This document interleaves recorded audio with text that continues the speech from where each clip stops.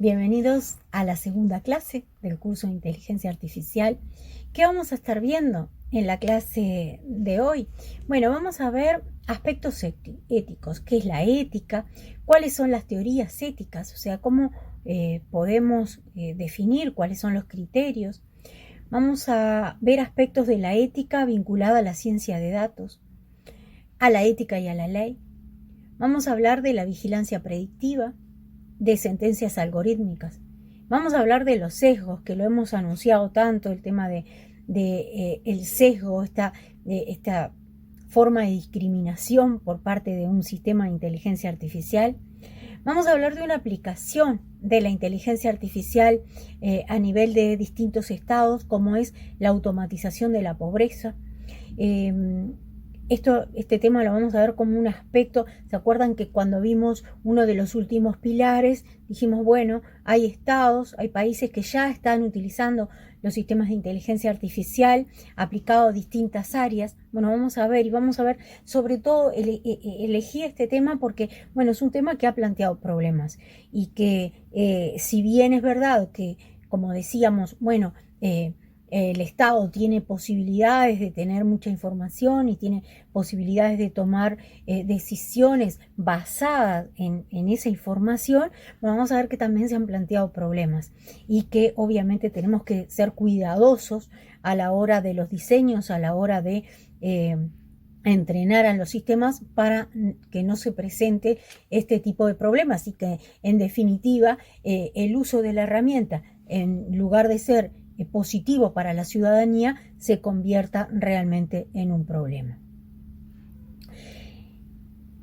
¿Cuáles son las dimensiones sociales de la ética? Bueno, acá tenemos que plantearnos el impacto de la tecnología en la sociedad. Por lo tanto, el impacto que esta nueva herramienta va a tener en la sociedad.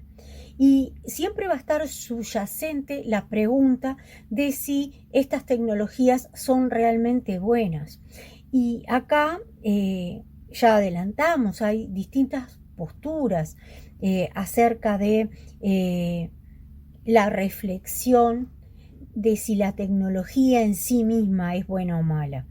Hay un artículo muy interesante respecto al impacto, digamos, a la concepción de que la tecnología es mala, de un decano de la facultad del ORT que hace un análisis sobre las mejoras que se hicieron en los hornos de gas en la Alemania nazi, donde en los juicios de Nuremberg las empresas, que algunas incluso existen al día de hoy, alegaban que, bueno, que sí, que las mejoras era para que los hornos fueran más eficientes, para que la gente muriera más rápido, para que muriera más gente por vez, y alegaban que tenían un contrato para cumplir. Entonces acá es donde entra toda esa dimensión de, bueno, que se prioriza a nivel de empresa en cuanto a la investigación y al desarrollo de tecnologías. Otro de los aspectos que tenemos que tener en cuenta en cuanto a las dimensiones sociales es que estamos frente a una era de expertos. La cantidad de información de la cual disponemos y la inmediatez con la que podemos acceder a ella se transforma en que los profesionales cada vez tenemos que tener un mayor expertise sobre un área determinada. Esto va a ser un motivo también para ampliar esa brecha digital y por lo tanto tenemos que tener en cuenta, ¿se acuerdan que uno de los pilares era la capacitación? Y bueno, justamente la capacitación es una herramienta muy importante en cuanto a esta dimensión. ¿Qué es la ética? Cuando empezamos a hablar de ética y lo vamos a vincular a la inteligencia artificial, bueno, pero ¿qué es la ética? La ética estudia el comportamiento del hombre en sociedad.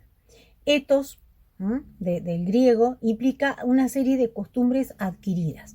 O sea que estas costumbres no son innatas y por lo tanto va a depender de la sociedad en la cual nos desarrollemos. Vamos a ver algún ejemplo puntual donde los sistemas de inteligencia artificial podríamos decir que no serían útiles o no serían aplicables a nivel mundial, sino que de acuerdo a la sociedad, esos sistemas deberían estar diseñados en forma diferente y obviamente los vamos a educar con información de la sociedad en la cual lo vamos a aplicar.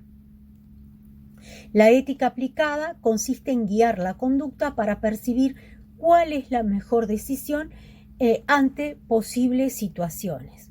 El caso emblemático en cuanto a la ética y la inteligencia artificial es el caso de los autos autónomos, que ya hicimos referencia y que ahora después vamos a ver el ejemplo concreto y les voy a dar el sitio web para que ustedes puedan entrar incluso y puedan ver ese juego, entre comillas, en cuanto a la toma de decisiones.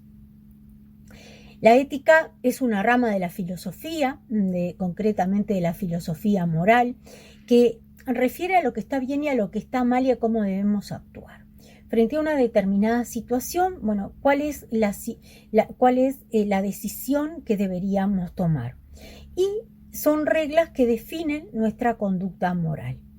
Y esto que el hombre hace naturalmente, que lo ha adquirido, en la sociedad en la cual vive, bueno, de alguna forma se lo vamos a tener que transferir al sistema. El tema es cómo y el tema es qué normas éticas le vamos a transferir. Y acá tenemos que tener en cuenta que no hay respuestas correctas en forma universal, como decíamos, va a depender de la sociedad y va a depender también de la corriente a la cual nos estemos afiliando. La ética deontológica, la deontología, que deon significa deber y logos ciencia, afirman que la bondad o maldad de una acción no depende de las consecuencias, sino de una primacía del deber. Y hace hincapié en el principio de la voluntad y no en los resultados de la acción. O sea, para la corriente deontológica, algo es bueno o es malo en sí mismo. El hurto famélico va a seguir siendo hurto y por lo tanto lo va a considerar como algo malo. No va a tener en cuenta las circunstancias. Ejemplo, digo la verdad, no es conveniente para mí, sino que reconozco que es lo que esperan que los demás acerca de cómo yo debo actuar. Puede suceder, bueno, tengo miedo al castigo, o espero que me recompensen, entonces mi acto no va a ser moralmente bueno. Si yo estoy esperando digamos, el efecto que el acto produce, entonces, de acuerdo a la deontología, eso no es bueno, porque lo que importa es que yo actúe de acuerdo al deber, ¿no? al deber ser, al criterio de lo que se entiende que es lo correcto. Acá tenemos que tener en cuenta que para esta corriente hay cosas que van a estar siempre bien y hay cosas que van a estar siempre mal. Se va a centrar en la acción, en los resultados y en las consecuencias de esas acciones. Por lo tanto, cuando pensamos en una ética deontológica, vamos a tener que pensar en esa sociedad que se considera lo correcto. El ejemplo, capaz que por excelencia, es cuando estoy haciendo una fila, cuando estoy haciendo una cola, y viene alguien y se quiere pasar. Y si se le dice, acá hay una cola, la persona inmediatamente sabe que tiene que ir al final. O sea, esos son aspectos, acuerdos sociales acerca de lo que se debe hacer y lo que no se debe hacer. Entonces, cuando nosotros vayamos a educar un sistema de inteligencia artificial, vamos a tener que tener en cuenta esos valores, esos criterios para educar al sistema en esa línea. Por otro lado, tenemos la ética teleológica. La ética teleológica es consecuencialista y es utilitaria. Acá lo que voy a tener en cuenta es que el resultado implique el mayor bien o la mayor felicidad para el mayor número de personas.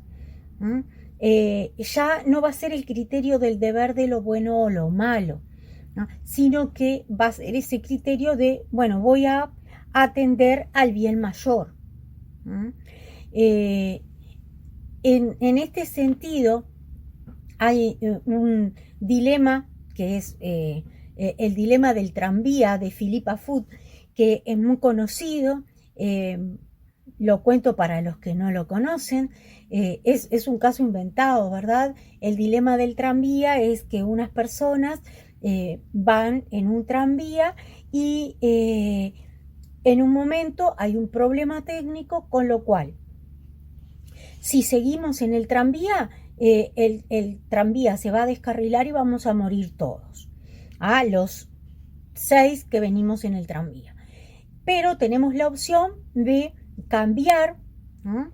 Cambiar de vía, pero en ese caso, si cambiamos de vía, vamos a matar a una persona que está en la vía, que no hay forma de avisarle y que sí o sí va a morir. En este caso, la mayoría, piensen ustedes, que están decidiendo o nos morimos los 5 o 6 que vamos en el tranvía o cambiamos y matamos a uno. Piensen ustedes qué decisiones van tomando. Y la mayoría, ¿no? La mayoría de las personas dicen, bueno, no, entre morir 6 y morir 1, bueno, que muera esta persona.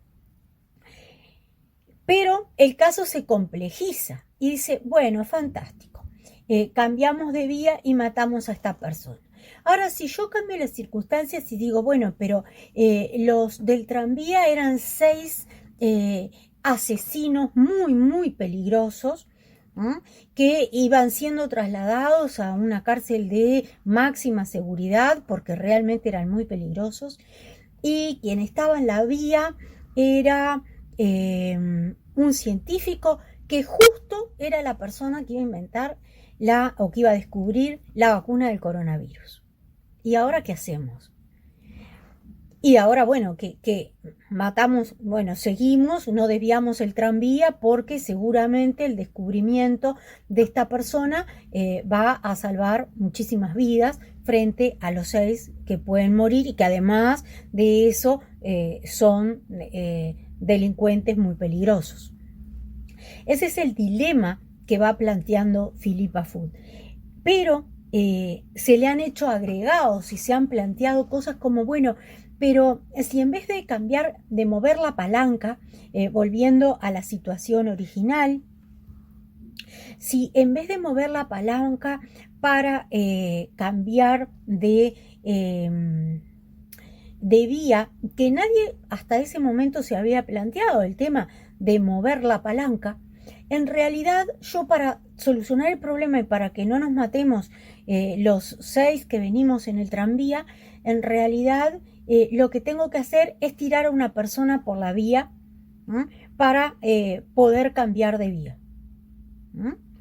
Si es una persona enorme, la tiro para que, bueno, de esa forma produzca el cambio de vía, porque no funciona la palanca, por ejemplo. Y en ese caso, nadie quiere tirar a la persona, ¿no? Hacia la vía para que muera. Pero no tenían inconveniente en mover la palanca. Y esto es una reflexión que desde el punto de vista de la tecnología no es para nada menor. ¿Por qué? Porque en el imaginario, bueno, si muevo una palanca y muere alguien, ¿verdad? Es como que me animo a hacerlo. Pero si yo le tengo que dar el empujón para matarlo, entonces ahí no. cuando en realidad el efecto es el mismo, pero el uso de la palanca, el uso de la tecnología lo convierte en impersonal. Y ahí está justamente el riesgo desde el punto de vista de la tecnología y desde el punto de vista de la inteligencia artificial. Si yo aprieto un botón y muere miles, y bueno, no es lo mismo que empujar a alguien. Cuando en realidad, y por eso también el tema de las teorías, de ver esos distintos criterios en las teorías, el mal mayor, el bien mayor, en el caso de la teleológica, y en el caso de la deontología, del criterio de lo que es correcto y lo que está bien. Y el MIT creó una especie de juego moral, le llaman, en el cual acá tienen la dirección moralmachines.net, o pueden entrar también por el MIT o lo buscan en Google, Moral Machine, y se van a encontrar con un juego que lo que establece son preguntas, ¿no? Va el auto autónomo, van ustedes en el auto, y entonces se encuentran con distintas situaciones. Se pueden encontrar con niños jugando, la típica que tiran la pelota a la calle y salen corriendo, pero justo venía de adelante un auto con o una van con 10 personas, o va cruzando un anciano, o va cruzando una pareja con un cochecito con un bebé, o va cruzando una señora embarazada, o sea, distintas situaciones. Y en esas distintas situaciones, en ese juego, yo lo que tengo que ir eligiendo es a quién atropello. Porque en definitiva, cuando programamos un auto autónomo, bueno, tenemos que ir eligiendo. Que esa elección, el ser humano la hace en forma inconsciente, por decirlo de alguna forma, es instintivo, pero el auto autónomo no es instintivo. Por lo tanto, yo necesito establecer en los algoritmos las distintas posibilidades.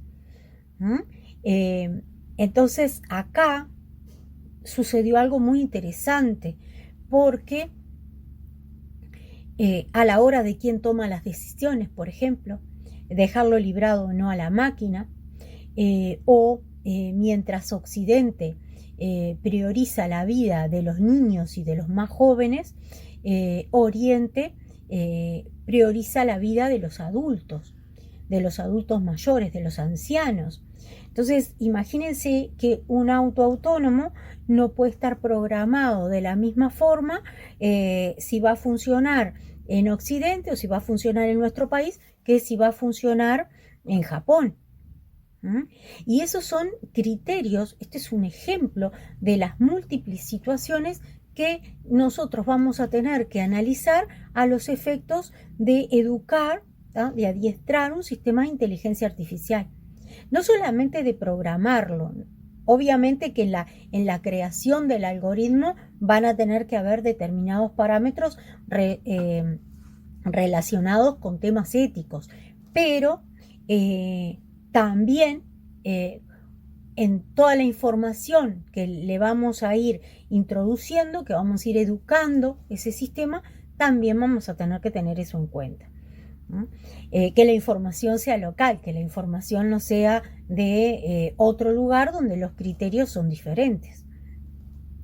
Vamos a ver, cuando entremos a la parte de sesgos, vamos a ver muchos ejemplos de sesgos y se van a hacer una idea mucho más acabada de cuál es el riesgo.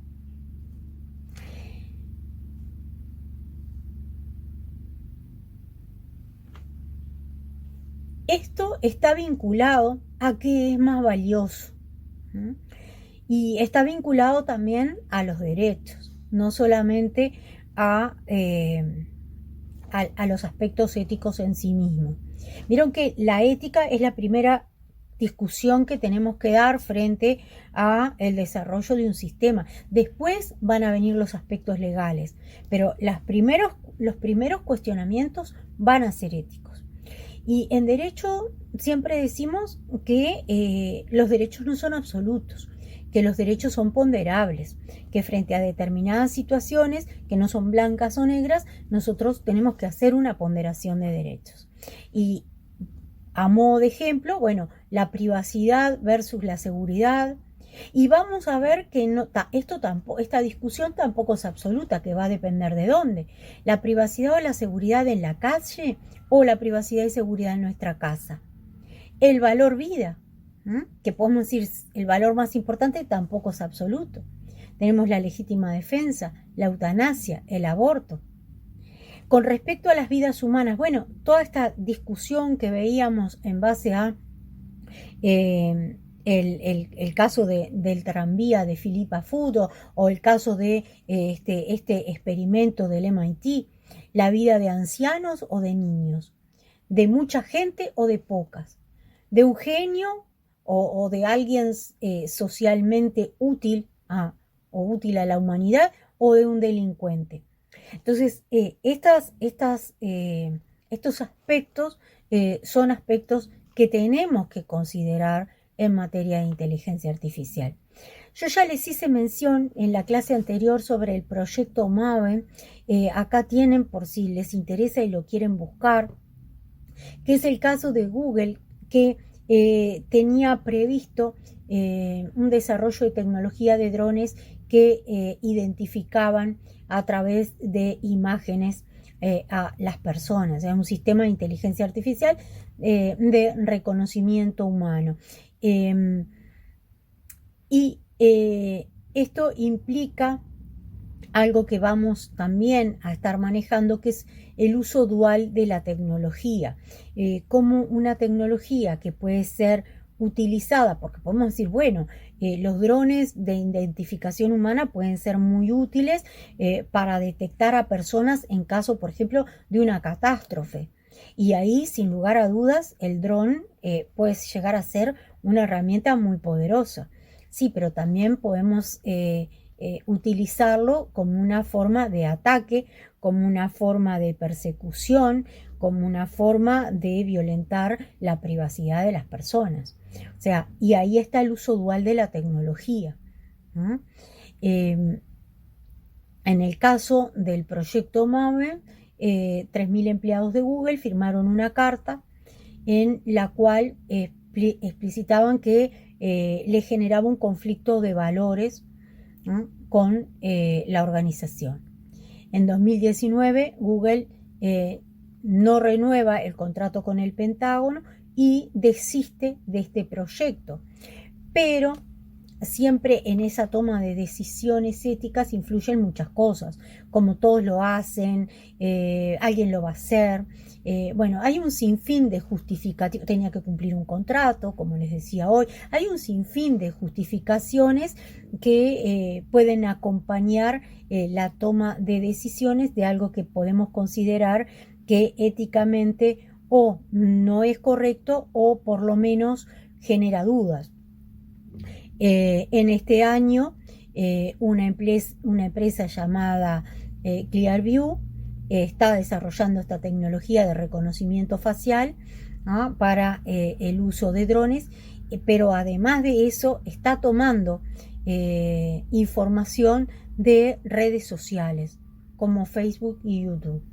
Y acá entra nuevamente, es inevitable, el tema de la protección de datos y el tema de los datos personales y cómo nosotros muchas veces que tenemos que ser los primeros custodios de nuestros datos, no nos damos cuenta en realidad de los riesgos que estamos asumiendo y jugamos a juegos que pueden parecer inocuos, como el que nos envejece o el que nos cambia el sexo, y en realidad estamos contribuyendo a la creación de una Big Data, de una mega base de datos con personas que están identificadas, con personas que son reales y le estamos dando nuestra foto y le estamos autorizando el uso de nuestra foto.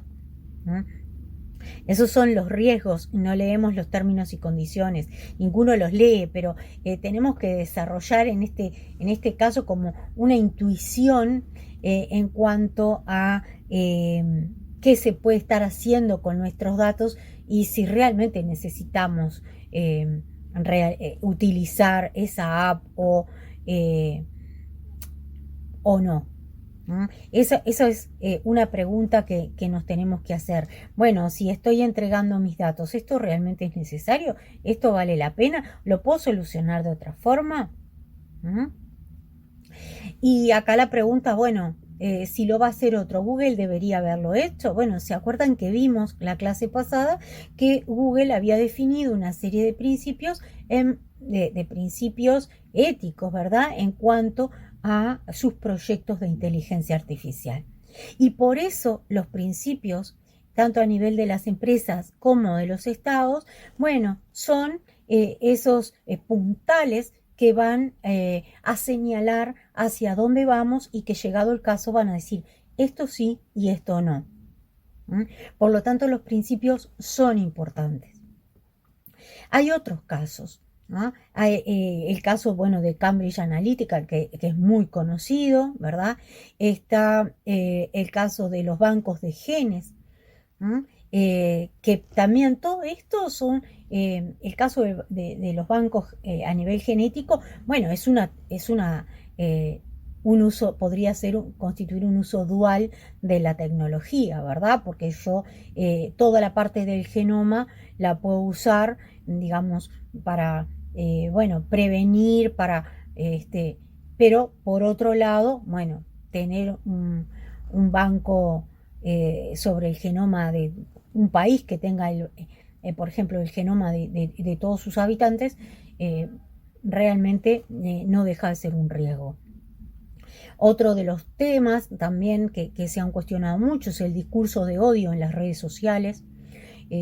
Yo personalmente participé en un taller de Facebook, justamente en el cual se formaron grupitos de trabajo en los cuales se nos dieron diferentes publicaciones en los cuales el grupo tenía que definir si implicaba un discurso de odio o no. Por lo tanto, si la red debería eliminar esa publicación o no. Esto va de la mano del tema libertad de expresión, ¿verdad? ¿Y qué sucede? Dentro del propio grupo, de acuerdo a las ideas o a los principios de cada uno, había casos, siempre están los casos blancos y negros, ¿verdad? Pero había otros casos en que no nos poníamos de acuerdo. Ni que hablar cuando eso se planteó en general, ¿verdad? Donde, bueno, para unos era clarísimo que era un discurso de odio, para otros no lo era y otros decían, bueno, podrá hacerlo o no. Fíjense que esa falta de un único criterio en cuanto a lo que son las zonas grises, imagínense esta problemática trasladada al algoritmo de Facebook para eliminar determinadas publicaciones o no. El algoritmo de Facebook, evidentemente, es un sistema de inteligencia artificial, ¿verdad? Entonces, ¿cómo alimento yo ese algoritmo para que el algoritmo diga esta publicación la borro y esta no? Bueno, lo que hace Facebook es va alimentando su algoritmo en base a los distintos casos que se van planteando, a la respuesta de los usuarios frente a los distintos casos, y también el algoritmo lo que hace es distinguir blanco y negro. Si es blanco lo dejo, si es negro lo borro. Pero en caso de que el algoritmo no sepa qué hacer, dude, entonces en ese caso va a un experto humano. Y ahí también todo el tema del sesgo, ¿verdad? Porque les decía, los humanos no nos poníamos de acuerdo, entonces también en esa decisión va a entrar la subjetividad del ser humano. Por eso cuando hablamos de sesgo a nivel de inteligencia artificial es tan difícil, porque nosotros como humanos tenemos nuestros sesgos. Por lo tanto, bueno, hay que ver cuáles son los límites de la transmisión del sesgo a un sistema, en qué casos sí y en qué casos no. Y ahí también nos vamos a encontrar con blancos y negros, que los vamos a ir viendo. Cuando hablamos de inteligencia artificial o algoritmos o sistemas basados en datos, a menudo nos referimos a una clase emergente de sistemas.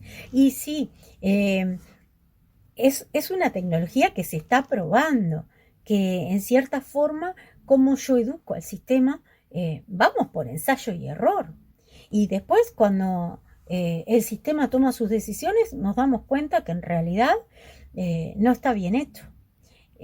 Vamos a ver casos de esos, ¿ah? Donde tenemos un sistema que confunde frente a una de identificación facial, frente a una mujer negra, no la reconoce como humana. ¿Mm? Entonces, bueno, qué problema que tiene ese sistema de inteligencia artificial, ¿verdad? Ya ahí ya estamos con un error enorme, es mucho más que un tema de sesgos. Después vamos a ver que hay casos mucho más sutiles. Estos sistemas están basados en datos, por lo tanto, el corazón es el dato. Si bien todo el diseño del sistema, todo el tema algoritmo es importante, lo que importa es el dato con que lo alimento y cómo aprende el algoritmo. Depende de enormes cantidades de datos para funcionar. Eso también, si quiero crear un sistema de inteligencia artificial, tengo que ser consciente que necesito alimentarlo con mucha información, ¿no? Para que el sistema pueda comparar y pueda aprender. Y se confían los datos para entrenar a los algoritmos. O sea, yo tengo que partir de la base de que, bueno, que esta base de datos que tengo y con la cual voy a alimentar al sistema me va a permitir que ese sistema me dé resultados acorde a la actualidad, por ejemplo. Estos sistemas se clasifican como inteligentes y son cada vez menos predecibles para la mayoría de las personas. Y acá, con respecto al tema datos, tenemos que tener en cuenta una serie de aspectos. Antes, yo la computadora la enchufaba, la prendía y me conectaba. Ese era el proceso. No sé si todos ustedes, pero sí, capaz que algunos se acuerda de cuando conectábamos al teléfono fijo, ¿verdad? Para podernos conectar a internet. Hoy en día el teléfono inteligente está siempre prendido y está en el bolsillo o está en la cartera. Está siempre conmigo. Si salgo de casa y me olvidé el teléfono, vuelvo a buscarlo, ¿no? O sea, es algo que está permanentemente encendido y conmigo. Por otro lado, tenemos lo que se llama el hogar inteligente. El usuario está desconectado del dispositivo, ¿no? Pero puede actuar, ¿no? Puede interactuar con los dispositivos. Y así tenemos un montón de ejemplos en nuestra casa, ¿no? De determinados dispositivos que se van a conectar solos, ¿no? Y que van a brindar determinada información.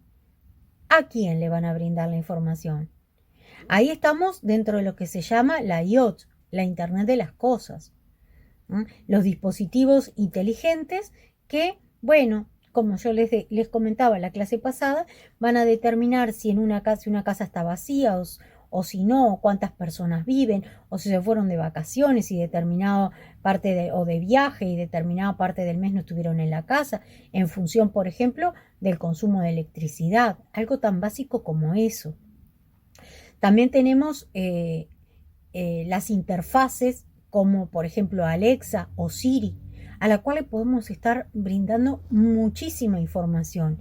Y todo esto, obviamente, va a estar en la nube de un proveedor. Entonces, ¿quién es ese proveedor?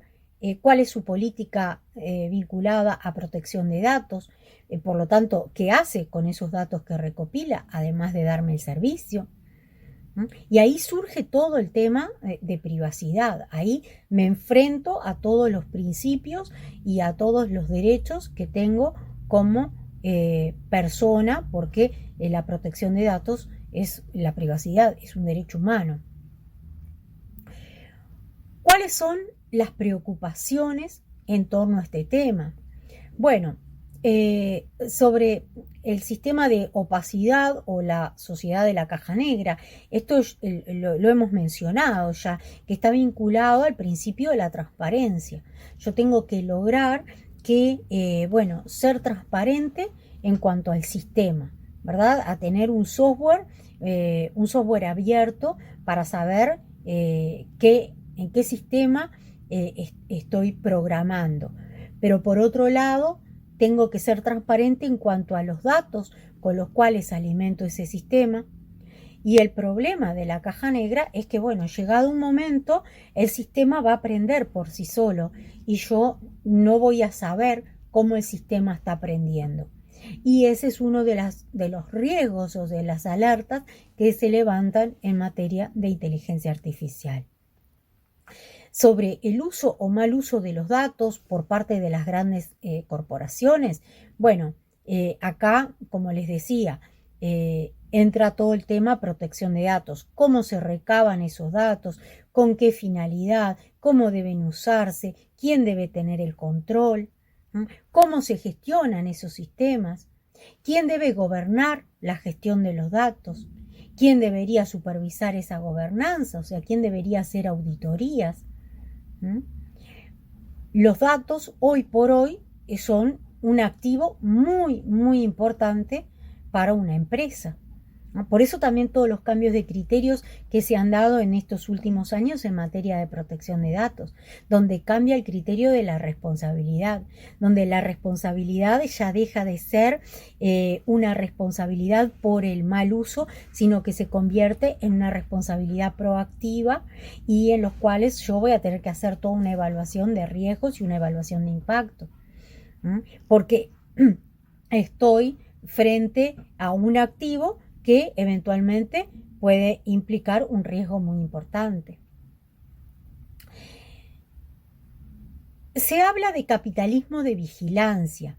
El capitalismo de vigilancia, este término se utiliza para describir la forma en que la experiencia humana se transformó en datos de comportamiento y esos datos en capital o valor o dinero.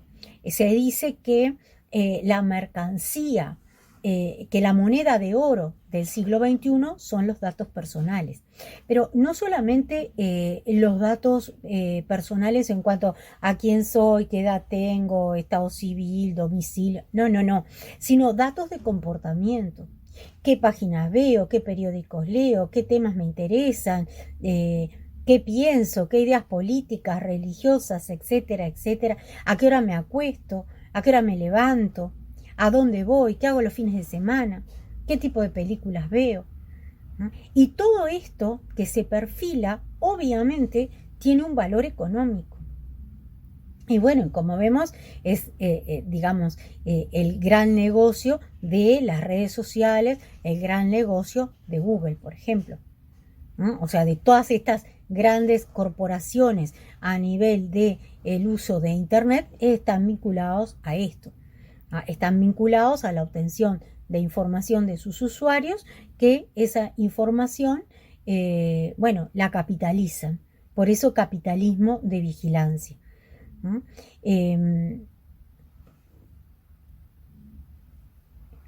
Consideraciones legales a tener en cuenta vinculado a los aspectos éticos. La relación entre la ética y el derecho. Y se dice que no siempre se puede tener uno sin el otro. Y hay una serie de preguntas. Si las leyes que son injustas, como la esclavitud o los sacrificios humanos, se consideran leyes. Si puede ser ético violar la ley, o tenemos un deber ético de respetar las leyes aunque las consideremos malas.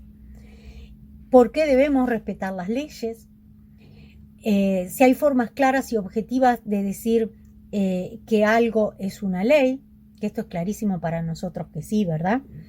Decir que algo es legal o ilegal, o ético o poco ético, es lo mismo que decir que algo es azul o verde. Y ahí tenemos o blanco y negro. ¿Estamos progresando? ¿Están mejorando nuestras leyes o nuestra ética? ¿O nuestras leyes están más acorde a nuestra ética? ¿Y qué significaría esto y cómo lo podríamos medir? Bueno, esto sin lugar a dudas excede por lejos el curso de inteligencia artificial, pero sí son aspectos que tenemos que tener en cuenta, porque como decíamos, en la inteligencia artificial es una tecnología donde nos enfrenta a la ética a la ley. Bueno, ¿vamos a tomar una decisión ética y vamos a regular en consecuencia? Esa es la gran pregunta. ¿Cómo vamos a manejar estos temas?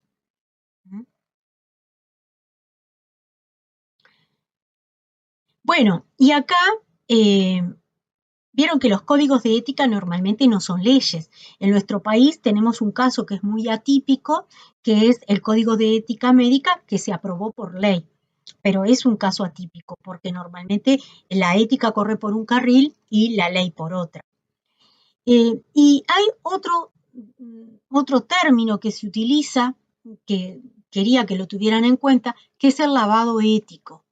¿Ah? Que es una forma de denominar aquellos casos cuando las empresas utilizan determinado tema para hacer marketing, para quedar bien frente a sus clientes o frente al público en general. En estos casos, por ejemplo, yo puedo poner en mi sitio web que respeto la ley de protección de datos, que tengo medidas de seguridad, que la seguridad del usuario, que la seguridad del usuario es mi primera preocupación, o etcétera, etcétera, pero en realidad estoy dando una falsa sensación de seguridad porque en la realidad no es así. Entonces, esto se traduce, este tema de lavado ético, en todo el lobby que hacen las grandes corporaciones y las redes sociales en determinados lugares, como por ejemplo en los eventos de protección de datos, en las conferencias internacionales de protección de datos, donde están todas estas empresas diciendo cumplimos y hacemos y cómo nos preocupa la protección de datos. Entonces, eso hay que tener criterio para discriminar cuando realmente una empresa está cumpliendo a cuando no lo está haciendo y simplemente es un lavado ético. Ahora bien, veamos esa relación entre ciencia de datos y derecho. Por ejemplo, un sistema que identifica con hasta un 98% de precisión el estado emocional de las personas, y sobre la base de esa identificación es capaz de predecir antes de que ocurra un determinado acontecimiento si esa persona es o no agresivo. Entonces, frente a esto, ¿qué problemas éticos y qué problemas legales podemos enfrentar? También tenemos que vincular la ciencia de datos con la justicia. Y acá nos vamos a enfrentar a la predicción de decisiones judiciales, al perfilamiento del juez y del jurado, por ejemplo, según redes sociales.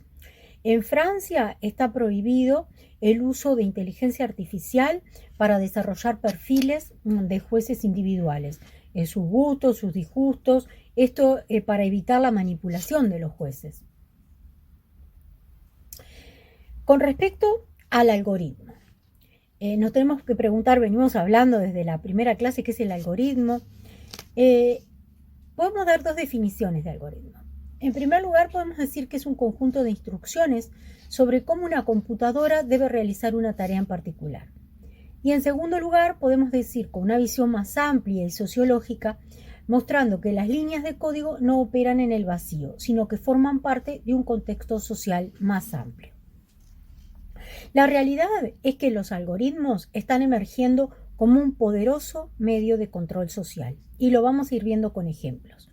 La investigación de las ciencias sociales ha sugerido que pueden limitar nuestras decisiones, pueden reducir nuestra capacidad de elegir libremente, indicar certeza referente a ciertas condiciones, nos pueden empujar hacia acciones que de otro modo no hubiéramos tomado, y también limita nuestro acceso a información más amplia. A esto lo hemos venido hablando y lo hemos hablado respecto a los datos. Por ejemplo, cuando yo uso un sistema que habitualmente no uso, como los datos que me llegan van a ser diferentes. ¿Por qué? Y bueno, porque en el dispositivo que yo utilizo actualmente obviamente está perfilado y me va a llegar la información que se entiende que me puede interesar y no otra, con lo cual ese derecho de recibir información se ve, obviamente que se ve sesgado.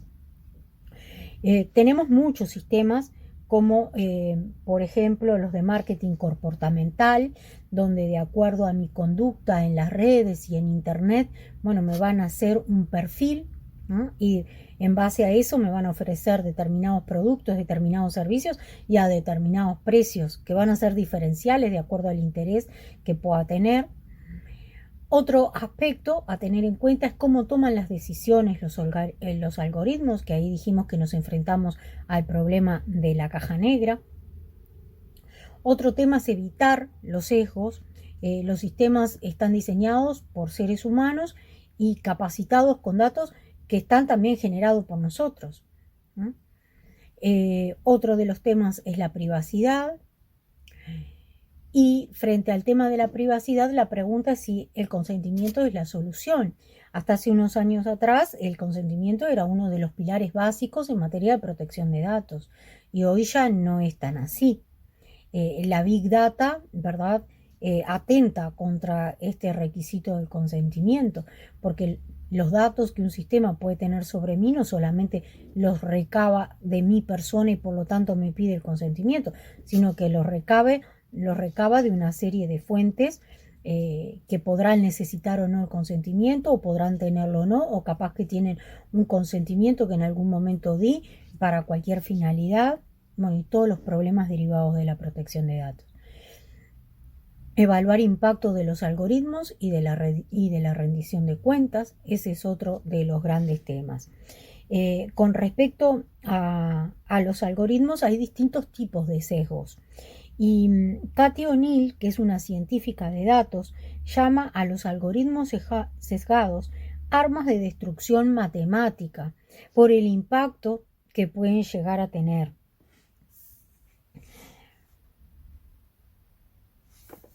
Acá vamos a ver respecto a estos algoritmos un primer tema que es la vigilancia predictiva. La vigilancia predictiva utiliza algoritmos para analizar datos policiales, ¿no?, que los puede combinar con otros datos, que esos datos pueden venir del gobierno o también pueden ser datos comerciales.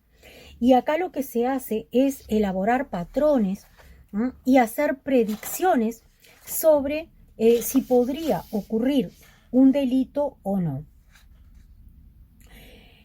El sesgo oculto detrás de las afirmaciones de que las máquinas son imparciales en comparación con los tomadores de decisión humanos subjetivos.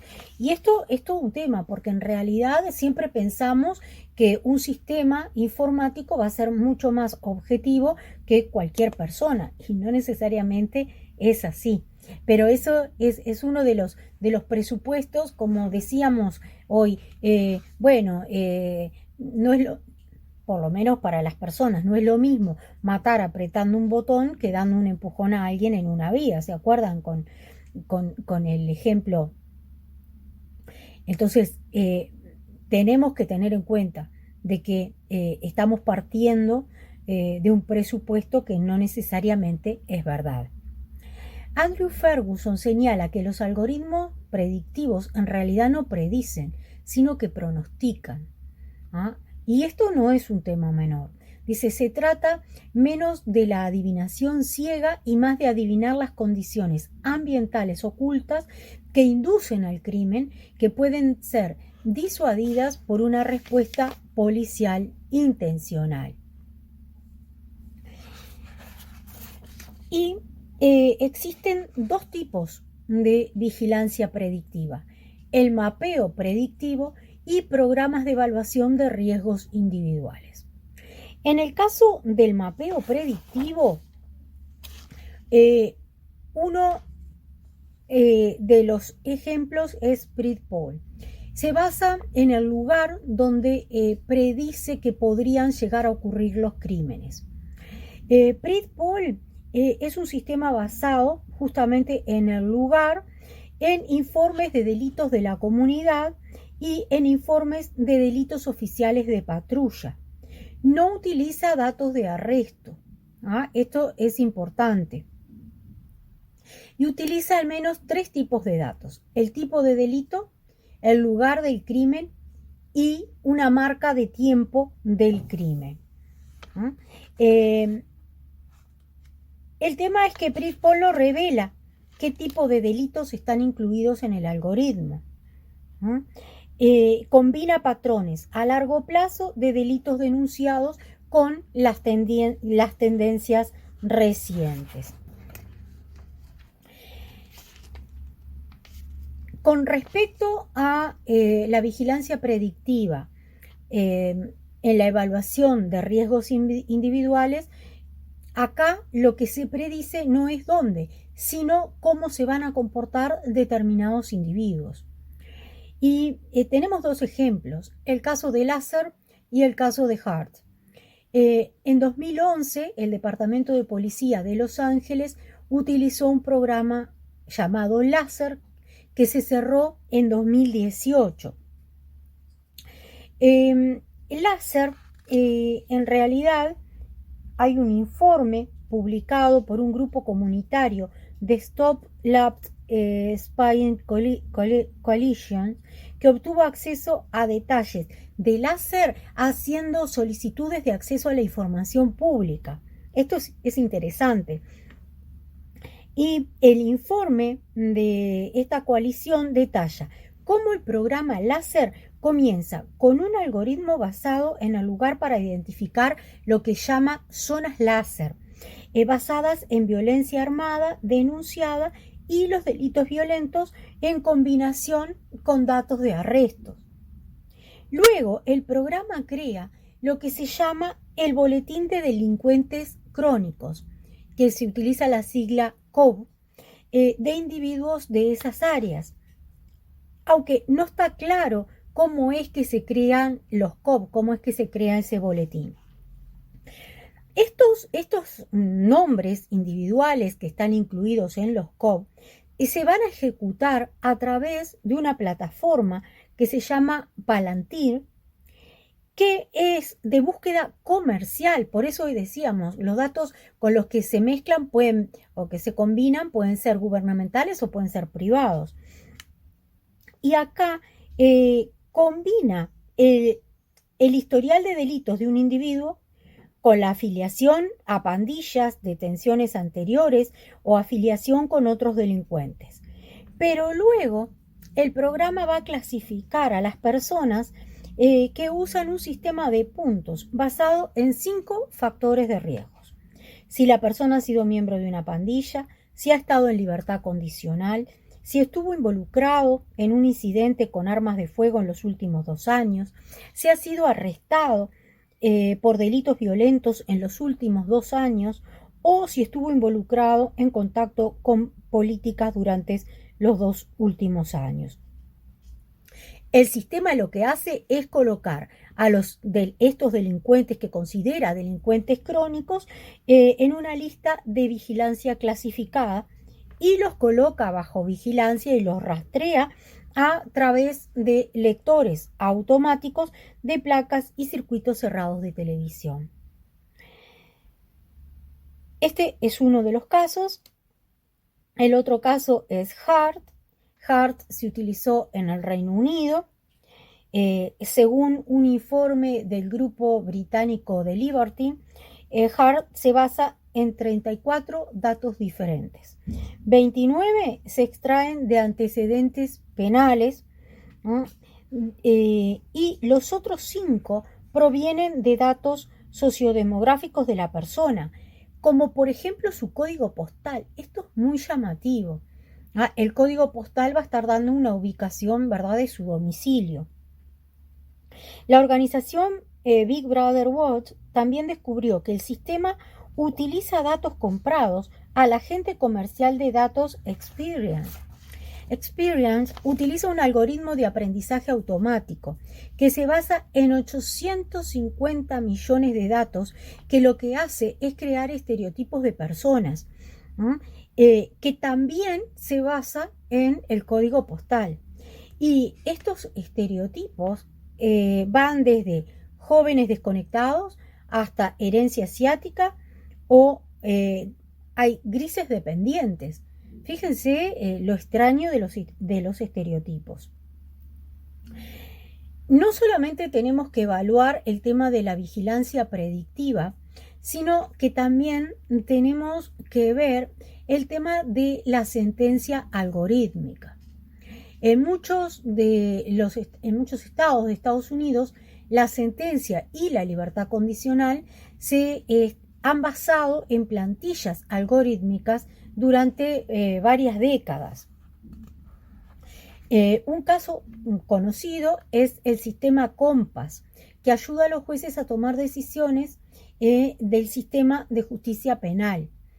Incluye decisiones vinculadas a sentencias previas al delito, sentencias posteriores al delito, los montos de los bonos.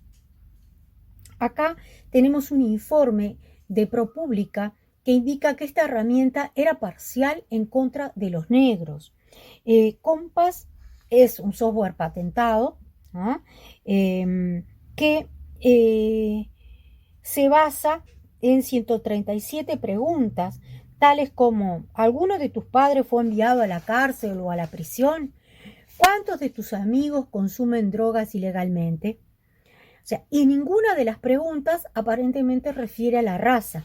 Sin embargo, cuando ProPublica presenta el informe, establece que entre los acusados que no volvieron a ofender en la ventana de análisis de 2 años, los negros tenían más del doble de probabilidades de ser clasificados por COMPAS como riesgo medio o alto de redefensa contra blancos, 42% frente a 22%.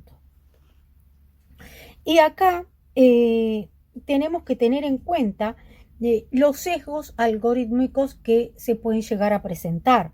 Y tenemos 4 tipos de sesgos. ¿Qué son los sesgos? Bueno, la ética, como ya vimos, se aplica a conductas. Y los sesgos cognitivos antes se llamaban prejuicios, como por ejemplo respecto al sexo, respecto a la raza. Y esto ya lo habíamos hablado en la primera clase. El ser humano es discriminatorio, eso no lo podemos negar. Y muchas veces no es fácil darse cuenta de los prejuicios. Y se dice, bueno, si nos damos cuenta de los prejuicios, entonces estaríamos frente a un juicio y no un prejuicio. Esos prejuicios que tenemos y que están en los datos con que nosotros vamos a alimentar al sistema, se van a estar transmitiendo al sistema. Ese es el gran tema que muchas veces se ha detectado en los sistemas de inteligencia artificial.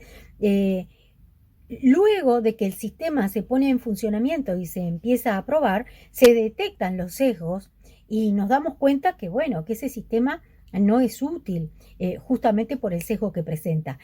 Pero es después, porque en realidad no hemos evaluado en forma objetiva la información con la cual estamos alimentando el sistema. Sesgo, como decíamos, es sinónimo de prejuicio, sinónimo de discriminación. Es un juicio personal e irracional sobre alguien o algo. Y el sesgo tiene un significado estadístico más que técnico.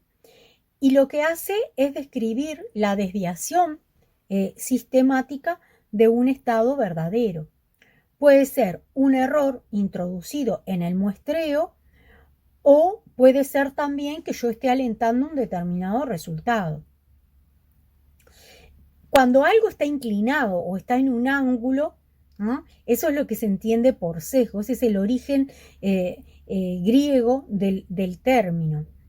Por lo tanto, hablamos de sesgo cuando hay un error de juicio o un error estadístico que va a crear una representación falsa de algo. Y tenemos que tener en cuenta esto que decíamos, que el sesgo es inconsciente, el sesgo no es intencional. ¿Qué sucede con este tema y la minería de datos? Bueno, ¿para qué se realiza la minería de datos? Para localizar relaciones estadísticas entre un conjunto de datos y proporcionar una base racional para distinguir entre individuos y conferir a un individuo cualidades que poseen otros que son estadísticamente similares. Entonces, un algoritmo, en cierta forma, siempre va a estar sesgado, ya que los diseñadores, que fueron los que tomaron decisiones categóricas, decisiones subjetivas, que distinguen estadísticamente entre entidades y acciones, y por lo tanto, ahí vamos a tener la presencia de un sesgo. Hay un tema que es interesante verlo, que es la automatización de la pobreza, que podemos ver acá cómo algunas agencias estatales han adoptado tecnologías y han automatizado, por ejemplo, la verificación de la identidad o determinar quién recibe determinados beneficios públicos, cuánto recibe, o quién se considera en riesgo de delitos sociales, como el abuso infantil o el delito en general. Con respecto a la automatización de la pobreza, yo les quiero comentar 3 casos que me parecen muy emblemáticos, que son el caso de Australia, de la India y del Reino Unido. En el caso de Australia, existe un informe en The Guardian. Dice, en Australia el gobierno contrató una empresa privada para determinar el fraude entre los beneficiarios de asistencia social. El nuevo sistema ahora depende en gran medida de algoritmos para detectar fraudes y suspender automáticamente los pagos. Como resultado, las suspensiones de pago de asistencia social aumentaron en 2.7 millones, es decir, 2.7 millones negaron sus pagos. A diferencia del antiguo sistema, cuando los miembros del personal penalizaban a las personas que pensaban que estaban jugando con el sistema, este nuevo enfoque automáticamente los detiene, sin hacer preguntas, hasta que puedan demostrar que están comprometidos a buscar trabajo. Se descubrió, por ejemplo, que las madres solteras y sin hogar han sido las más afectadas. El caso de India,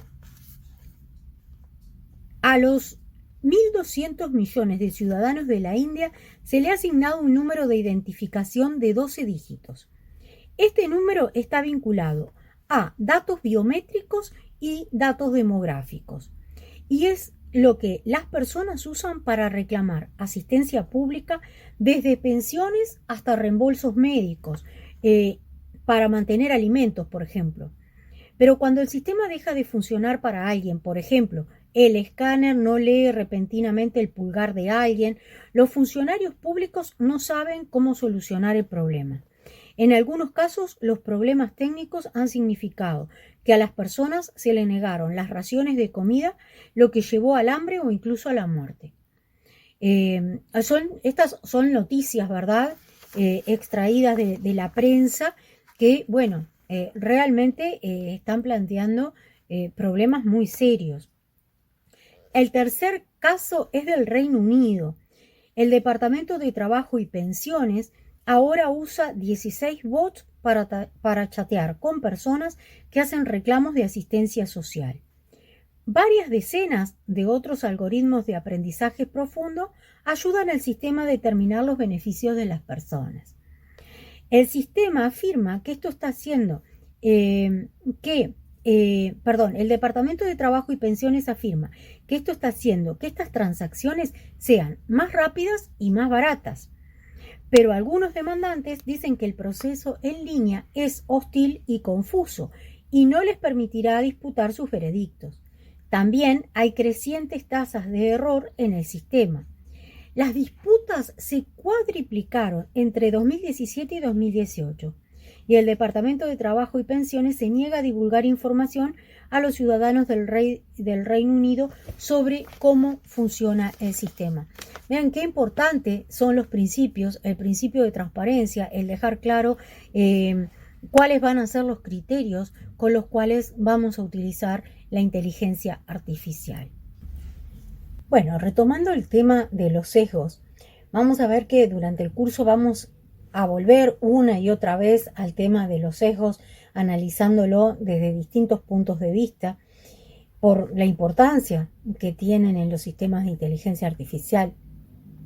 Tenemos que tener en cuenta distintos tipos de sesgos. Esto, sobre todo, es importante para los informáticos y los ingenieros que están haciendo el curso. Van a ver que incluso les voy a dejar algún material para que puedan profundizar si les interesa. ¿Por qué? Porque, bueno, en primer lugar tenemos que ver el sesgo en el modelo mismo. Acá uno de los ejemplos por excelencia es en los casos de selección de personal. Se hizo un sistema en el cual se estableció como un criterio para seleccionar personal que los postulantes no hubieran estado largos periodos sin trabajar. Esto ocasionó que existiera una discriminación con las mujeres porque obviamente el periodo de maternidad, que lleva unos cuantos meses, hace que la mujer interrumpa su trabajo. Por lo tanto, favorecía al hombre en el sentido de que, bueno, era mucho más común que los hombres no tuvieran interrupciones. Por lo tanto, acá hay un sesgo en cuanto al criterio, ¿verdad?, de la clasificación de las etiquetas que voy a incorporar a la hora de educar al programa y de definir en base a qué tiene que seleccionar. Otro tipo de sesgo es el sesgo de muestreo en la recopilación de los datos. Acá es interesante porque hay un libro que se los recomiendo, Invisible Woman, de Caroline Criado, que ella hace un análisis de la discriminación sexual en las biociencias.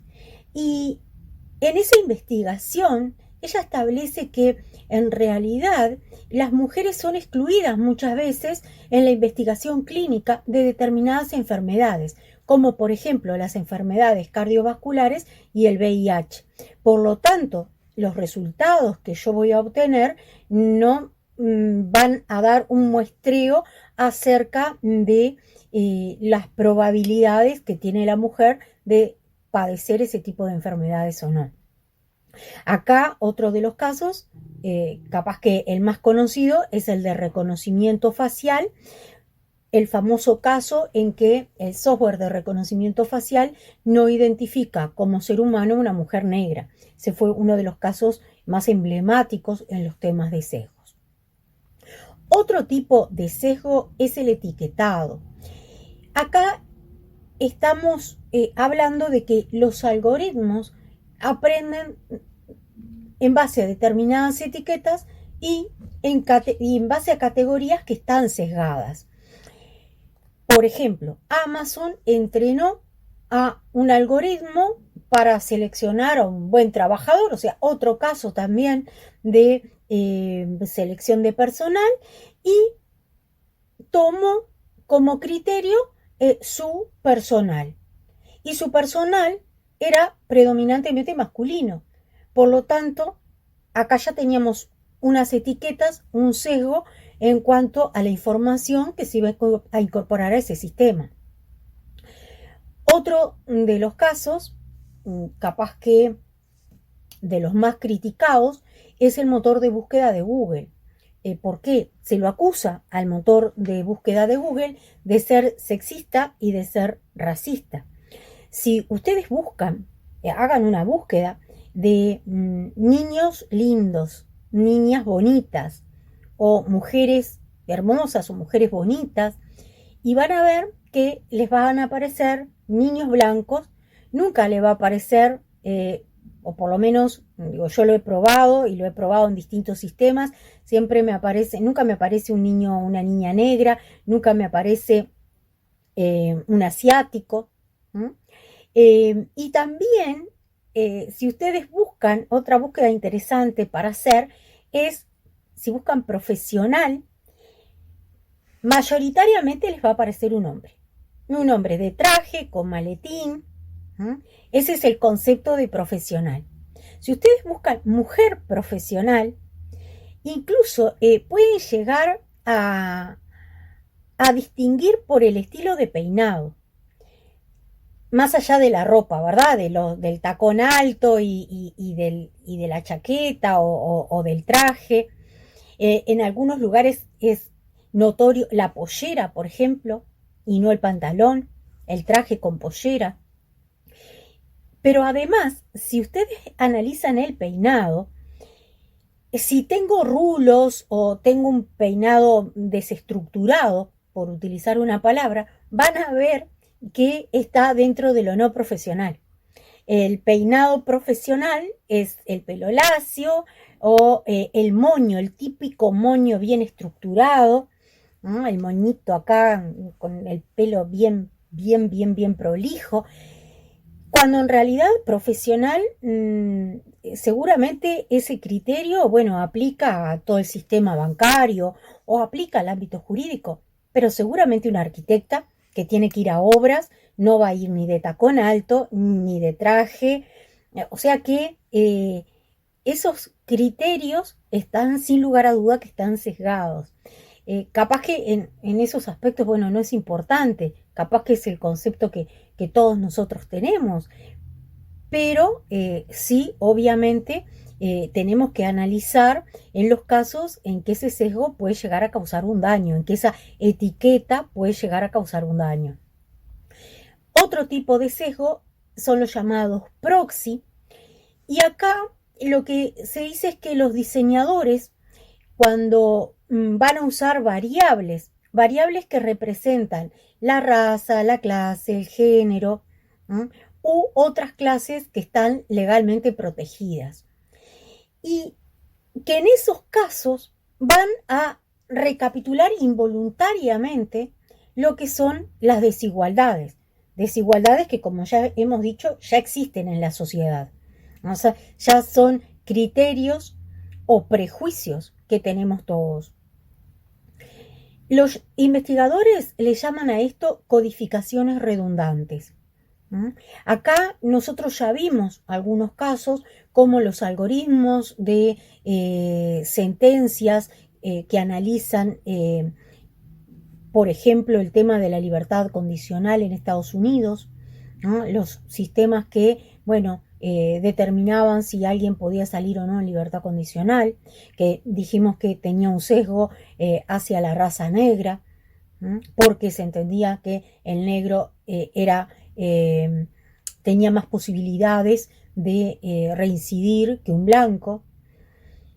Y en este caso se dice que los diseñadores lo que buscan es la equidad algorítmica. O sea, es un paso más allá, ¿verdad?, de la sociedad, en lo que, bueno, en lo que se trabaja es en nuestros prejuicios y que, bueno, esto no se transmita al sistema. Esto es menudo trabajo, sin lugar a dudas. Otro caso que fue llevado a los tribunales en Estados Unidos es el de Facebook. Cuando yo contrato publicidad en Facebook, puedo ir eligiendo lo que yo considero que es mi nicho de mercado. Puedo ir haciendo pruebas en cuanto a si me interesa que mi publicidad llegue a jóvenes o llegue a profesionales o, bueno, puedo definir la edad, puedo definir la zona en la cual quiero que esa publicidad llegue, pero también puedo marcar por afinidad étnica. Y en este sentido se consideró que este criterio para definir anuncios de acuerdo a afinidad étnica en realidad era violatorio de la Ley de Derechos Civiles a nivel constitucional en Estados Unidos. Por lo tanto, bueno, este es un tema que, como ven, sí tiene connotaciones legales.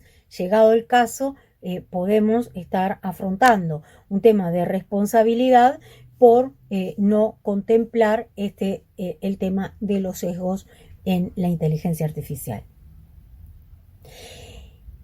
Y ahora voy a tratar un tema que es, creo que va a ser de interés exclusivo de los informáticos, porque desde el punto de vista jurídico nos trasciende bastante, que son los llamados algoritmos de despolarización. Y acá la pregunta es cómo diseñar un sistema que no esté sesgado. Y hay un paper muy interesante de la Comisión Europea que se llama Toma de decisiones algorítmicas justas e imparciales, que se los recomiendo para los que quieran profundizar. Lo que trata es parte del entendido de que un algoritmo ciego no va a ser la mejor solución y que en la Big Data hay determinadas correlaciones que se producen en forma indirecta y que no se van a evitar. Por lo tanto, el artículo señala 3 formas principales que las basa en diferentes operaciones de equidad. Y la primera se llama paridad demográfica y acá va a atender a las clasificaciones que prevé el sistema. Una segunda es la igualdad predictiva. Acá va a tener una serie de combinaciones en las que va a tener en cuenta las clasificaciones que estaban pronosticadas y los resultados reales. Y la tercera es una combinación de puntajes de riesgos predictivos y resultados reales. Y a esto se le llama calibración. Esto ya lo vimos cuando estuvimos viendo vigilancia predictiva, estuvimos viendo que los sistemas láser, HAR, COMPAS usan estos sistemas y bueno, capaz que no obtuvieron el mejor resultado en cuanto a la aplicación, pero sí son ejemplos del uso de este tipo de soluciones. Y ahora vamos a entrar en un tema interesante. Espero que de la clase anterior hayan visto los videos que les recomendé y que, bueno, se hayan inscrito o estén siguiendo las conferencias a nivel de inteligencia artificial que organiza el doctor Martino. Y ahora les voy a dejar otros insumos que son muy interesantes referentes a la predicción en los procesos judiciales. Vamos a ver una serie de casos que para aquellos que les interese, bueno, puedan estudiar más a fondo el sistema y por el lado de los abogados, ver esto como herramientas que tenemos a nuestra disposición. Y por otro lado, por el lado de los técnicos, Uruguay no tiene ningún sistema de este tipo, capaz que hay mercado, no lo sé, para poder pensar en un sistema de predicción en procesos judiciales. El antecedente que podemos citar de lo que se llama en las empresas Legal Analytics es Lex Machina. Este es un caso que lo que buscaba, lo que pretende el sistema es decirme si voy a ganar o voy a perder, ¿no? O sea, lo que hace es un estimativo de las chances que tengo para ganar un juicio. Y acá, ¿cómo lo hace? Bueno, lo hace en base a analizar cuántas veces ha tenido un juicio el abogado que está llevando el caso, que está llevando la demanda, cuántas veces ha tenido un juicio de ese tipo, contra quién lo ha tenido, si lo ha ganado, cuántas veces ha ganado, cuántas veces ha perdido. También a la hora de evaluar esa tasa de éxito va a tener en cuenta a quienes representaron, quiénes son las empresas, si las empresas ya hicieron demandas de ese tipo. ¿no? ¿A qué abogados se enfrentaron en esos juicios? ¿Contra quién ganaron o contra quién perdieron? Por otro lado, tenemos que tener en cuenta que este sistema se expandió luego a otras áreas como a temas de responsabilidad médica, temas de seguros, casos de quiebra. Otro caso que es diferente es el de Pacer. Pacer en realidad es un sistema electrónico de registros judiciales. ¿Qué sucede? Le avisa a los abogados cuando se presenta una nueva demanda. Por lo tanto, cuando la empresa está recibiendo esa demanda, también va a estar recibiendo llamadas de muchos abogados que ofrecen sus servicios, que ofrecen representarlo. Acá había algo parecido, no en un sistema de inteligencia artificial, pero sí un seguimiento en materia de accidentes de tránsito. La verdad que este tema capaz que no es muy afín a la idiosincrasia uruguaya y capaz que chocaba un poco, ¿verdad? El hecho de que, bueno, falleció una persona en un accidente de tránsito y conjuntamente con el sepelio teníamos las llamadas de los abogados ofreciendo hacer un juicio por responsabilidad y dando argumentos de que, bueno, de que se podía ganar en un momento en que evidentemente la familia no estaba en condiciones de pensar en ese tipo de cosas. Esto es más empresarial, pero bueno, el criterio es ese criterio de marketing bastante agresivo, o por lo menos esa es mi opinión. Otro caso es el de Premonition. Premonition tiene sede en Nueva York. Lo que hace también es estudiar el historial de litigio de los jueces, de los abogados, y de los abogados aislados y de los bufetes de abogados también.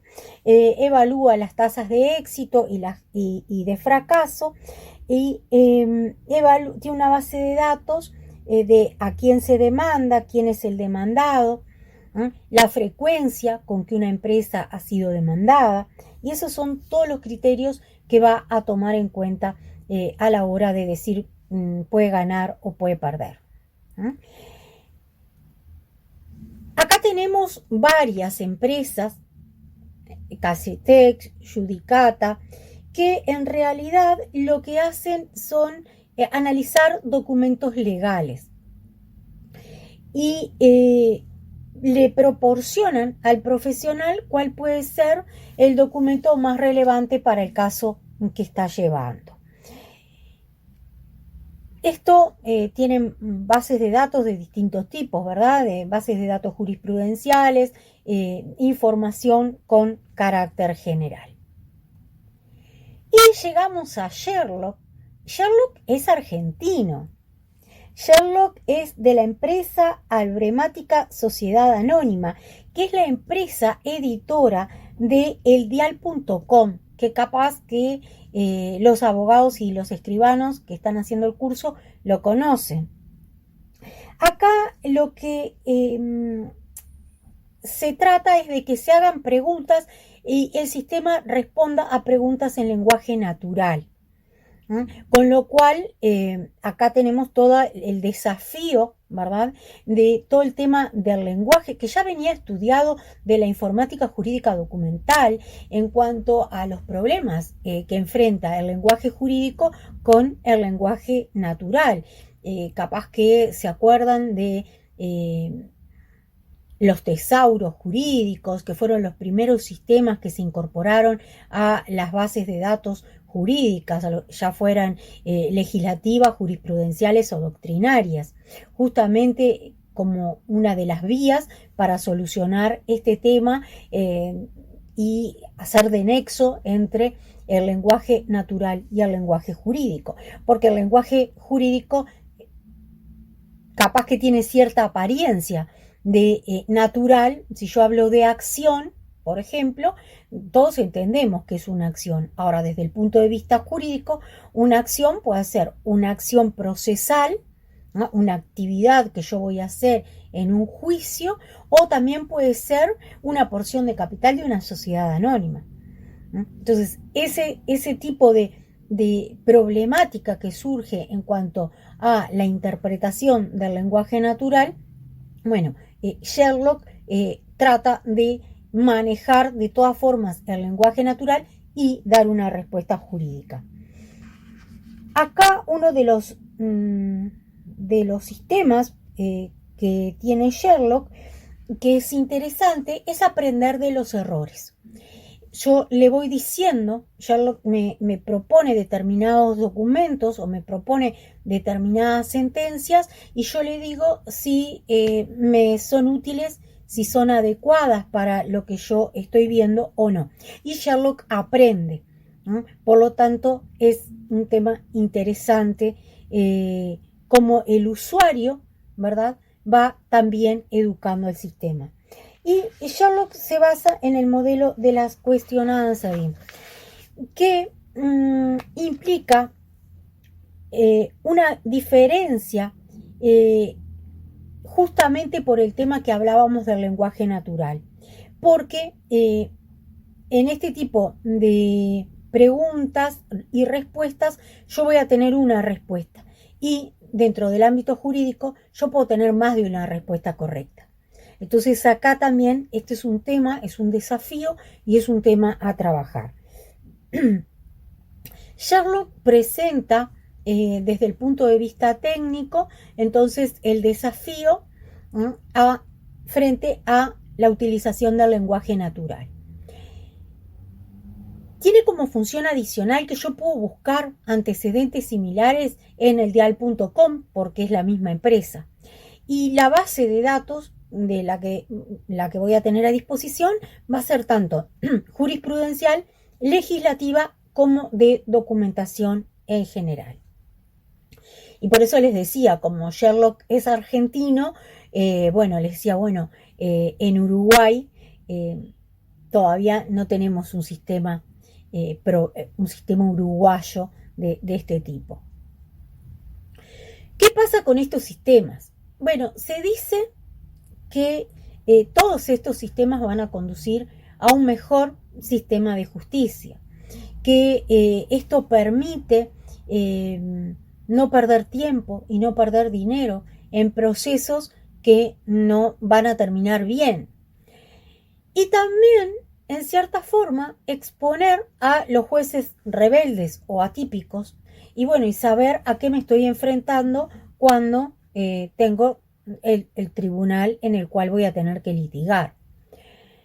Acá tenemos que tener en cuenta una diferencia muy importante entre lo que es el sistema judicial en Estados Unidos, en el Reino Unido, el common law, ¿no?, de lo que es el sistema jurídico en los países latinos, el sistema romano-germánico. ¿Por qué? Porque el precedente en los países del common law es muy importante, y por lo tanto encontrar el precedente que mejor se ajuste a nuestro caso es una herramienta importantísima. En cambio, en nuestros sistemas, el análisis del derecho, la aplicación y la interpretación de la norma se torna más difícil, ¿no? Que un sistema interprete, que un sistema tenga sana crítica, que es lo que va a tener el juez a la hora de evaluar la normativa y de aplicarla al caso, eso ya va a ser más difícil. Y tal es así que Francia prohibió, con pena de hasta 5 años, que se puedan realizar patrones sobre las decisiones de los jueces y de los tribunales. Y acá, se genera toda una discusión. Hay opiniones a favor y opiniones en contra. Dentro de los fundamentos a favor de esta prohibición es proteger a los jueces para que no se los someta a estos criterios de acusaciones de tener determinados sesgos, y por otro lado evitar que haya permanentes recusaciones de un mismo juez o de un mismo tribunal. Los fundamentos en contra de la prohibición es que en realidad la democracia implica tener la posibilidad de que yo pueda auditar, de que los sistemas públicos sean transparentes. Y que, bueno, esta prohibición estaría en contra de esto. Y por otro lado también que se estarían limitando los derechos de defensa, porque estas herramientas me están dando nuevos elementos que yo puedo tener en cuenta a la hora de decidir demandar o no, o a la hora de poder llegar a un acuerdo o no. Y ahora estas venían siendo herramientas que, como les decía, pueden hacer las búsquedas. Toda esta información está disponible en internet. Este es un muestreo de los distintos servicios que se ofrecen, pero ahora vamos a ver del otro lado y vamos a ver el famoso tema de los jueces robot, que ha causado tanto alboroto. Y en realidad tenemos que tener en cuenta, esta discusión es vieja, ¿no? ¿Vieron cuando se dice que no hay nada nuevo bajo el sol? Esta discusión se dio en el siglo pasado, en la década del 60.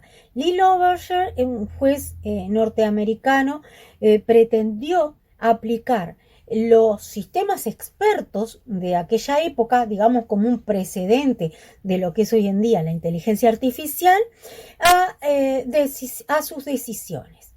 Y este sistema, que no era otra cosa que lo que se llamó informática jurídica decisional, y que después se le cambió el nombre justamente por el miedo de que vamos a sustituir el juez por la máquina, esto no es posible, se le llamó informática jurídica de ayuda a la decisión, para hacerlo un poco más light. En realidad el sistema me sugiere una sentencia y luego el juez va a poder estar de acuerdo o no, o cambiar el criterio o cambiar el fallo. Pero ahora, con los sistemas de inteligencia artificial, nos preguntamos, ¿puede realmente un sistema de inteligencia artificial determinar si tengo razón o no tengo razón en un juicio?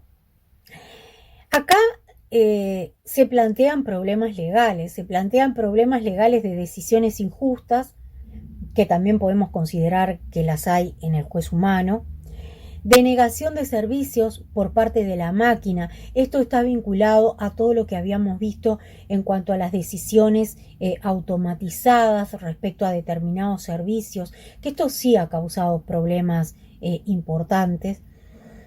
Y los temas de discriminación. Básicamente, por acá vienen, digamos, las preocupaciones. Pero hace poquito tiempo, capaz que un par de meses, Estonia anuncia que se está preparando para tener jueces robot basados en inteligencia artificial. Y puso sobre el tapete otra vez todo este tema de ¿me puede juzgar un sistema? Vamos a ver después, cuando veamos protección de datos, que tenemos derecho a impugnar determinadas resoluciones de estos sistemas. Esto está en el reglamento de la Unión Europea, está en nuestra ley de protección de datos, lo vamos a ver como una herramienta que tenemos en esos casos. Pero más interesante aún es el caso de China, porque China ya tiene en funcionamiento esto. Y les puse una imagen de un tribunal virtual chino, y tienen la dirección también, y si buscan jueces robots en China, les va a aparecer, hay un video, ¿no?, que cuenta cómo funciona. Tienen la imagen acá en la PPT. China tiene el sistema Xiaofa desde el 2004, que se instaló en la ciudad de Shandong para temas penales. Y en 2017 se estableció el primer tribunal virtual en la ciudad de Zhengzhou, supongo que se pronuncia así. Y tiene competencias para operaciones en red, para comercio electrónico y para propiedad intelectual.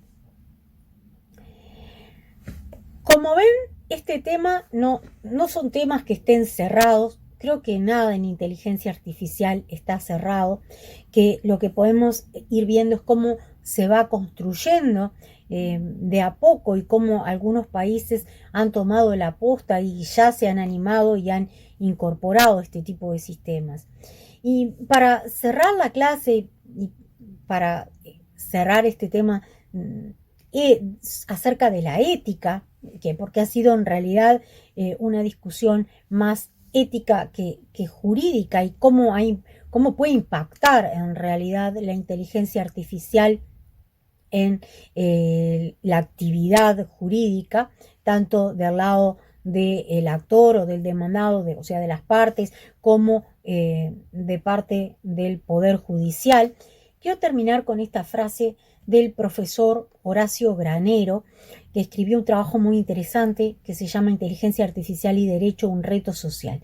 Y él dice: siempre y cuando nuestros modelos de computadoras ejemplifiquen nuestras propias ideas, podríamos preservar la ilusión de que el mundo funciona de la manera en la que lo hacen nuestros conocimientos y nuestros modelos. Una vez que las computadoras comenzaron a hacer sus propios modelos y esos modelos superaron nuestra capacidad mental, perdimos esa suposición reconfortante. Nuestras máquinas han hecho evidentes nuestras limitaciones epistemológicas y al proporcionar un correctivo han revelado una verdad sobre el universo. El mundo no fue diseñado para ser conocido por el cerebro humano. La naturaleza del mundo está más cerca de la forma en la que nuestra red de computadoras y sensores lo representa que la forma en la que la mente humana lo percibe. Ahora que las máquinas actúan de forma independiente, estamos perdiendo la ilusión de que el mundo es lo suficientemente simple como para que las criaturas las comprendamos. Y él también pone como ejemplo nuestra concepción acerca del conocimiento, cuando ese conocimiento lo buscábamos siempre en el papel, en los libros, en la biblioteca física, como Internet y cómo esta red a la que él hace alusión cambió nuestra concepción acerca del conocimiento, cómo el acceso a la información y por lo tanto el desarrollo del conocimiento cambió. Así que bueno, los dejo con esta reflexión y vamos a empezar en la próxima clase los temas jurídicos.